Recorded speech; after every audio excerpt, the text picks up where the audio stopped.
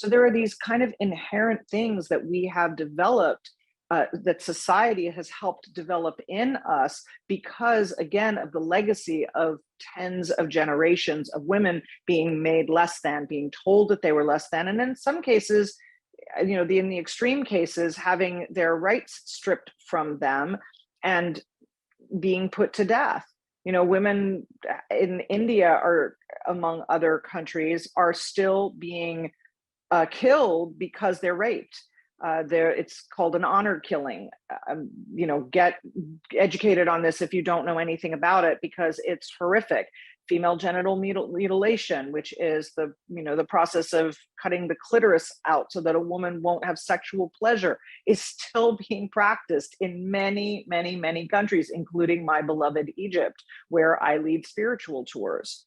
And it's something that we've got to get more educated on, that women are still being stripped of their power, they're being stripped of their rights, they're being stripped of their pleasure, they're being stripped of their finances. And if you are listening to this, chances are you are a Western woman, and the Dalai Lama said the world will be saved by the Western woman. And he didn't just mean women, he meant you, actual you, and me, actual me. I cannot say that often enough. We are being invited into something new.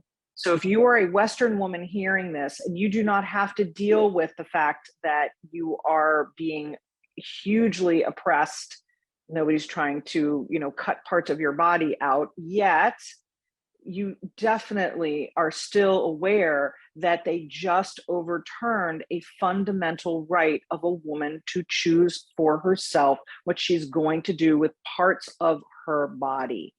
And if that doesn't scare you, it should, because we are being told what to do by old white guys, and that needs to stop. And the only way that it is going to stop is not with the protests or the anger or the taking to the streets. Listen, if you are enraged and you need to process your rage in that way, go do it. But that is not going to be what changes the laws. It has not ever been yet. I love the idea of, when I was in college, I did a play, an ancient play, Lysistrata, an ancient Greek comedy, that was set to music by a very, very talented songwriter. And the upshot of the play is women get tired of war, and so they close their legs. They simply withdraw sex until the men stop going off to war and the ravages that all war entails. And I have begun to think that we need to employ the Lysistrata approach and close our legs, which ironically enough would also reduce the number of pregnancies.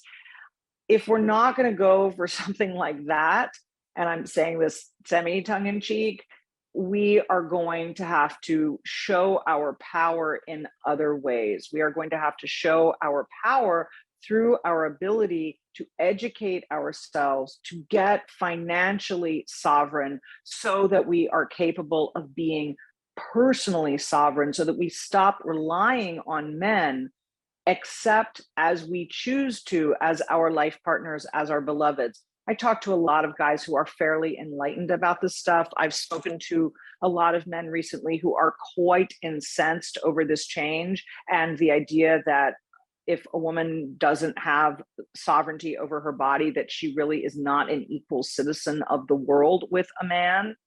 But that doesn't seem to be bothering enough people. It's certainly not bothering enough people to allow the laws to change. Now, I believe that there are going to be some really interesting things that come up now. For example, I've just read recently that the IRS, see, now we're talking about money again.